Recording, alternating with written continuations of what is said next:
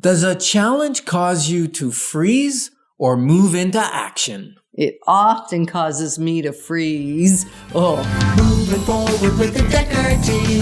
Moving forward together with the Decker team. welcome to another Life's Inside Track episode where we're excited because Ken Decker, you that's usually get me. to say your own name, so I don't even know what to do, are thrilled that we get to come together and share techniques, thoughts, tools, tips, and some tactics that we all need. We all deserve. You, I, everyone, so we can turn our house into home where our families thrive and we live the best life possible. On this episode, we're going to learn what causes us to freeze and maybe what we can do so that we don't freeze when we're faced with a challenge. That would be good. Good. And I think most would agree that knowledge is one of the things that causes, and I would say knowledge and clarity causes people to be able to move into action. Without that knowledge, that certainty, that clarity, most people will freeze. They say a confused mind will do nothing.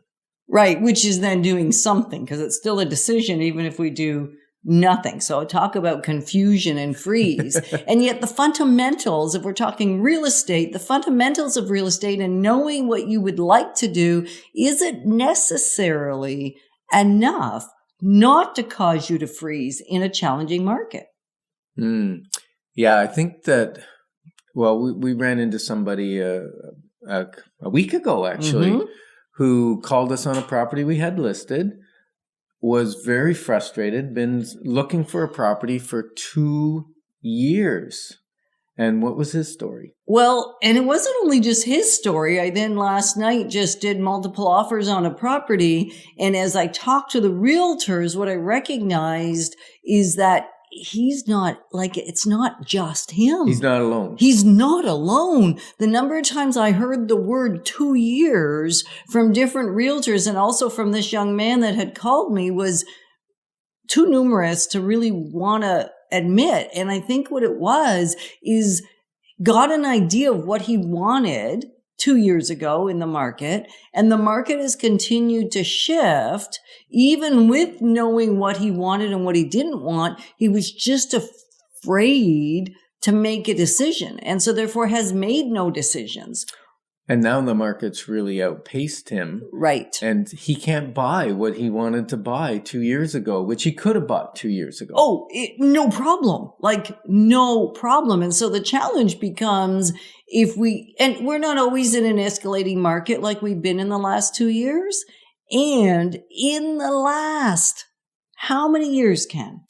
In the last 50, there's been how many years that have actually seen a decrease? Yeah, you said we're not usually in an increasing market, but that's really we are. Okay, we're not an exponentially increasing market. Not generally double-digit increases like we've seen in the last couple of years. Right.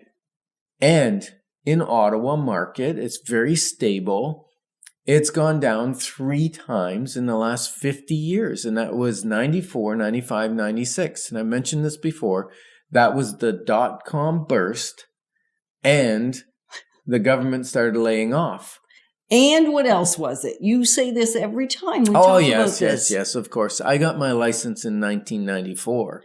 So I think I caused the market to go on a downturn 94, 95, 96 until I learned what the heck I was doing. And now I've been able to bring it back up all on my own. How's that? That's what he would like to think. And yet I'm shocked at the number of times a consumer or a potential buyer or seller over the years kind of thinks we get to establish the market as realtors. We don't get to establish the market. What we get to do is interpret the data and the market to help you not get stuck and stay stuck. Because even if he had overpaid, we'll go back to the gentleman that called or any of the other realtors that I heard from last night. He felt he overpaid 2 years ago. Right. The problem is, well, not the problem. Well, the market has increased so much over the last 2 years. He would look like the wisest person on earth if he'd bought 2 years ago. Right, and he still paid for a house over the last 2 years. Well, he's been renting, so he's been paying someone else's house. Right, but he still paid for a house. Yeah. He's still been paying essentially mortgage payments. Yeah. And even if they're not his own. And the exponential part of this is a lot of times people have a certain amount of down payment. Well, there's affordability, like how much mortgage you can afford, but then there's also how much down payment you have. And when the property creeps up in price 10, 20% per year, your amount of down payment starts shrinking. The percentage of your down payment starts shrinking. And that makes it harder, again, to qualify. And maybe pay CMHC fees. Like maybe you started out with 20% down, and now 2 years later, you're still looking, and now you only have 10% down. So now you got to pay a CMHC fee as well. Right. Or maybe you only had 5% down to start with, and now you're starting the whole saving thing all over again. So if you're thinking, you know what, you two are confusing me a little bit and you're going to cause me to stay stuck, what we invite you to do is give us a call, or you can email us together@deckerteam.com, together@deckerteam.com, and let us know you want a 30-minute buyer consult. Just 30 minutes. We're going to be able to at least understand, ask you a few good questions, and help you get clear whether this is the right time. Like whether your thinking is supporting you in the being stuck, or whether your thinking is maybe getting in the way and actually causing you to be stuck when you don't need to be. And the beauty is we can do that 30-minute free consultation over Zoom. You don't even have to get in the car. You don't have to pay any gas. Gas is expensive. It only takes 30 minutes because there's no like half an hour travel, half an hour back. 30 minutes. Okay, maybe 35 because you're going to have to set up your Zoom depends on whether make sure they get it me works. or you. Oh, okay. Then set aside an hour. If you're going to get me, let's set aside an hour and we'll still get some good information. Yeah. Then. So what has caused people to get stuck, and how do they get unstuck? Well, one of the things that cause them to get stuck is the fear. I think there's a fear associated to overpaying. And so because we already shared a little bit of data, only 3 years in 50, the market has gone down. It's pretty difficult to overpay, provided you're informed and you rely on the expertise of the person that's guiding you through the process. And so get somebody that's been down the road, that is taking people down the road frequently, whether it's the Decker team or you choose a different realtor.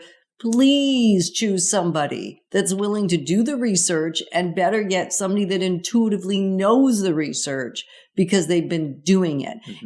And I'm just going to say this is a pet peeve of mine. No. Yeah, I got lots of them. So comparative market analysis. That property compares to this property. That one compares. No. There's relevant data, yes, lots of relevant data. Very infrequently does something really compare. So we're looking at replacement. What else could I buy instead of? That's a great thing to think about. And also think about what is relevant data. So another thing that gets people stuck is what they want compared to what they can afford. And in any real estate market, the secret to getting into the real estate market is buying what you can afford, or driving to the town or village outside of the city where you can afford to get into the market. The trick is get into the market. And do not let the analysis cause you to have paralysis. It's just ingrain that thought in your brain, and then you won't do it. Just go, I'm going to act when I find the right one. I'm going to jump. Yeah. We're grateful to be your partners in moving forward together in wealth, wisdom, and worth. Moving forward with the Decker team. Moving